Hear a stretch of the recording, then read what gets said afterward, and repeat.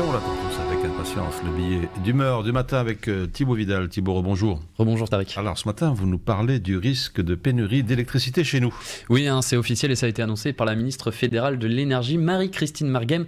Il manque l'équivalent d'un réacteur nucléaire pour notre consommation d'électricité de cet hiver. Seul un réacteur nucléaire belge sur 7 produira de l'électricité entre le 20 octobre et le 29 novembre. En gros, pour passer cette période où ça fait, on va pas se mentir, un petit peu plaisir d'avoir du chauffage, il faut à peu près 1700 mégawatts. Suite au calcul de la ministre, il semble que nous en avons seulement 750. Alors ils essayent en ce moment de voir un petit peu les alternatives possibles entre optimiser l'entretien ou importer de l'électricité depuis l'étranger. Mais si jamais rien ne fonctionne, ça aurait quand même quelques conséquences. Le gouvernement devrait mettre en place un plan de délestage pour réduire la consommation. En gros, une coupure d'électricité en fin de journée pendant 3 heures et ils varieront un petit peu entre les différentes zones qu'ils ont préétablies. Mais surtout, ça pourrait avoir un impact aussi sur le trafic ferroviaire. Alors pendant que les hautes sphères se disputent, confiance aveugle, le bilan il est tout pourri, il y avait des signaux d'alarme, c'est pas ma faute, c'est la faute d'Engie, nous notre rôle c'est de gérer les réacteurs nucléaires en toute sécurité. Bref, ça parle, mais il n'y a aucune solution concrète. Alors moi j'ai mis quelques idées, j'ai un peu fouillé sur internet pour justement venir avec quelque chose et voir quelle solution apporter à ce problème d'électricité. Donc sans électricité, à part scailler les miches et rien voir, qu'est-ce qu'on peut faire pour s'occuper ?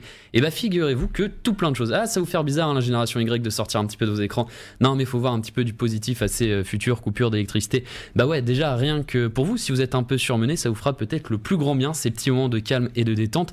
Pas le bruit de la télé ou d'un voisin qui fait péter les basses ultra fortes, mais ça vous empêchera aussi peut-être de vous énerver contre FIFA parce qu'en vrai l'ordi parfois il est vachement fort et que du coup vous vous énervez, vous tapez contre les murs en insultant des gens qui n'existent pas et qu'ensuite votre père il vient dans votre chambre pour vous demander d'arrêter votre bordel. En gros, profitez de ce moment pour faire la paix avec vous-même. Vous pouvez vous mettre au yoga, dormir un peu, lire un bon livre ou même commencer à écrire quelque chose. Sinon, pourquoi pas vous retrouver avec votre famille autour d'un bon jeu de société ou même faire des activités bricolage. Ça vous permettra de recréer un lien fort et unique avec vos enfants ultra connectés qui font rien de leur vie. Ça va papa, j'ai compris que j'étais nul en bricolage et que je savais pas trop utiliser un marteau.